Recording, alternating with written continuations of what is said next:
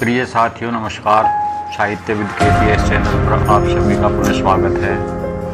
प्रस्तुत है प्रसिद्ध बांग्ला उपन्यास कपाल कुंडला का 19वां भाग। आइए आरंभ करते हैं कृष्णपाल के स्वर में। खेत में बीज बोने से आप ही उगता है। जब अंकुर पैदा होता है तो न कोई जान पाता है न देख पाता है, लेकिन एक बार बीज के बो जाने के बाद चाहे कहीं भी रहें, वह अंकुर बढ़कर वृक्ष बनकर मस्तक ऊंचा करता है। अभी वह वृक्ष केवल एक अंगुल मात्र का है, तो देख कर भी देख नहीं सकते। क्रम से तिल तिल बढ़ रहा है। इसके बाद वह वृक्ष आधा हाथ, फिर एक हाथ, फिर 2 हाथ तक बढ़ा। फिर भी उसमें यदि किसी का स्वार्थ न रहा तो उसे देख कर भी ख्याल नहीं करता। दिन बीतता है, महीने बीतते हैं, वर्ष बीतते हैं, इससे ऊपर दृष्टि जाती है। फिर उपेक्षा की तो बात ही नहीं रहती। क्रम से वह वृक्ष बड़ा होता है, अपनी छाया में दूसरे वृक्षों को नष्ट करता है। फिर और चाहिए क्या, खेत में एकमात्र वही रह जाता है। लुत्फुनिसा का प्रणय इसी तरह बढ़ा। पहले एक दिन अकस्मात प्रणय महाजन यानी कि नव कुमार के साथ मुलाकात हुई। उस समय प्रणय संचार विशेष रूप से परिलक्षित न हुआ, लेकिन अंकुर उसी समय आ गया। लेकिन इसके बाद फिर मुलाकात न हुई, और बिना मुलाकात हुए ही बारंबार वह चेहरा हृदय में खिलने लगा। याददाश्त में उस चेहरे की याद करना सुख कर जान पड़ने लगा। अंकुर बढ़ा, मूर्ति के प्रति अनुराग पैदा हुआ। चित्त का यही धर्म है कि जो मानसिक कर्म जितनी बार अधिक किया जाए, उस कर्म में उतनी ही अधिक प्रवृत्ति होती है।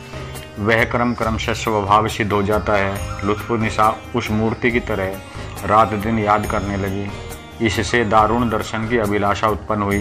साथ ही साथ उसकी सहज स्पर्श का प्रभाव भी दुर्निवार्य हो गया उठा। दिल्ली की सिंहासन लिप्सा भी उसके आगे कुछ तुच्छ जान पड़ी। मानो सिंहासन मनमत सरजाल संभूत अग्निशिखा से घिरा हुआ जान पड़ने लगा। राज्य, राजधानी, राज सिंहासन सबका विसर्जन कर वह प्रिय मिलन के लिए दौड़ पड़ी। वह प्रियजन नवकुमार है।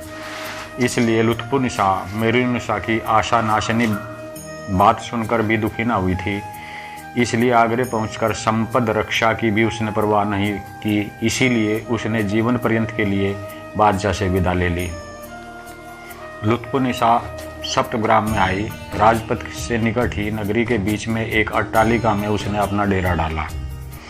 राजपथ के पथिकों ने देखा कि एकाएक वह अट्टालिका जरदोजी और किम ख्वाब की पोशाकों से सजे दास दासियों से भर गई।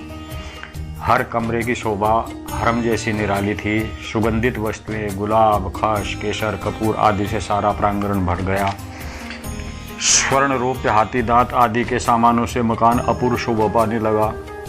जैसे ही एक सजे हुए कमरे में लुत्फुनिसा अधोबदन बैठी हुई थी, एक अलग आसन पर नवकुमार बैठे हुए हैं। सप्तग्राम में लुत्फुनिसा ने नवकुमार की 2-1 बार और मुलाकात हो चुकी है। इन मुलाकातों से लुत्फुनिसा का मनोरथ कहाँ तक सिद्ध हुआ है, वह इस वार्ता से ही प्रकट होगा। कुछ देर तक चुप रहने के बाद नवकुमार ने कहा, अब मैं जाता हूँ, फिर तुम मुझे ना बुलाना।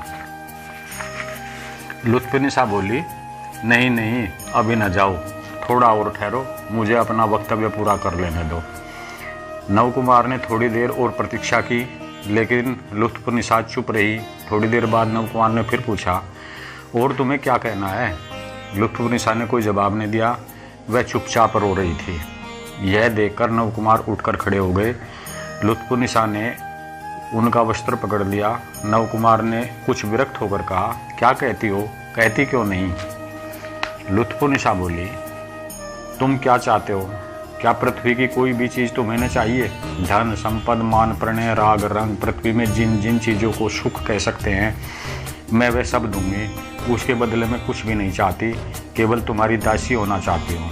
तुम्हारी धर्मपत्नी बनने का गौरव मुझे नहीं चाहिए, सिर्फ दासी बनना चाहती हूँ। नवकुमार ने कहा, मैं दरिद्र ब्राह्मण हूँ, इस जन्म में दरिद्र ब्राह्मण ही रहूँगा। तुम्हारे दिए हुए धन संपदा को लेकर यवनीजार तो बन नहीं सकता। यवनीजार? नवकुमार अब तक जान न सके कि यही रमणी उनकी पत्नी है। लुत्फुनिसा सर नीचा किए रह गई। नव कुमार ने उसके हाथ से अपना कपड़ा छुड़ा लिया। लुत्फुन्निसा ने फिर उसका वस्त्र पकड़कर कहा, अच्छा यह भी जाने दो। विधाता की यदि ऐसी ही इच्छा है तो सारी चित्तवृत्ति को अतल जल में समाधि दे दूंगी और कुछ नहीं चाहती, केवल जब इस रास्ते से होकर जाना, दासी जानकर एक बार दर्शन दे दिया करना, केवल आँख ठंडी कर लिया करूँगी। नव कुमार ने कहा, तुम मुसलमान हो, पराई औरत हो, तुम्हारे साथ इस तरह बात करने में भी मुझे दोष है। अब तुम्हारे साथ मेरी मुलाकात ना होगी। थोड़ी देर तक सन्नाटा रहा। लुत्फुन्निसा के हृदय में तूफान बह रहा था। वह पत्थर की मूर्ति की तरह चल रही। नव कुमार का वस्त्र उसने छोड़ दिया और बोली, जाओ। नव कुमार चले। जैसे ही वह 2-4 कदम बढ़े थे कि वायु द्वारा उखाड़कर फेंकी गई लता की तरह लुत्फुन्निसा एकाएक उसके पैरों पर आ गिरी। अपने बाहुलता से चरणों को पकड़े बड़े ही कातर स्वर में उसने कहा, निर्दयी, मैं तुम्हारे लिए आगरा का शाही तख्त छोड़कर आई हूँ, तुम मेरा त्याग ना करो। नवकुमार बोले, तुम फिर आगरा लौट जाओ, मेरी आशा छोड़ दो, इस जन्म में नहीं। तीर की तरह उठकर खड़ी हो गई। सदर्प लुत्फुन्निसा ने कहा, इस जन्म में तुम्हारी आशा त्याग नहीं सकती। मस्तक उन्नत और बहुत हल्की टेढ़ी गर्दन किए अपने आयत नेत्र नवकुमार पर जमाए हुए राजमोहनी खड़ी रही। जो अदमनीय गर्व हृदयाग्नि में लग गया था, उसकी ज्योति फिर छिटकने लगी। जो अजय मानसिक शक्ति भारत राज्य शासन की कल्पना से भी डरी नहीं, वह शक्ति फिर उस प्रणय दुर्बल देह में चौंक पड़ी। ललाट पर नसें फूलकर अपूर्व से शोभा देने लगी। ज्योतिर्मयी आंखें समुद्र जल में पड़ने वाली रवि रश्मि की झलझला उठी। नाक का अग्रभाग उत्तेजना से कांपने लगा।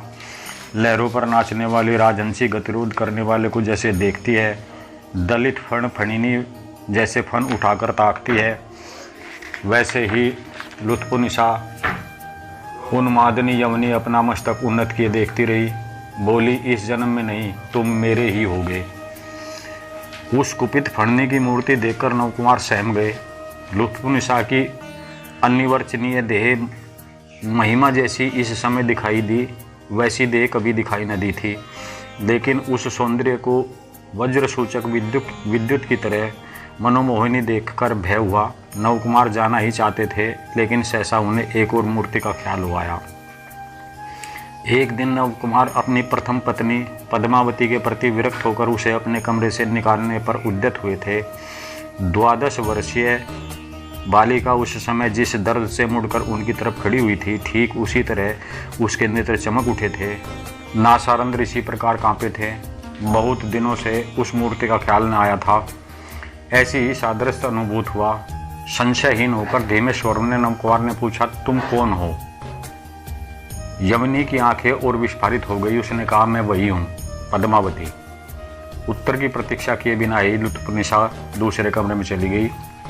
नवकुमार भी अनमने से और सशंकित हृदय से अपने घर लौट आए। 19वां भाग यहीं पर समाप्त होता है। आशा है पसंद आया होगा। कृपया चैनल को लाइक, शेयर, सब्सक्राइब अवश्य करें। धन्यवाद।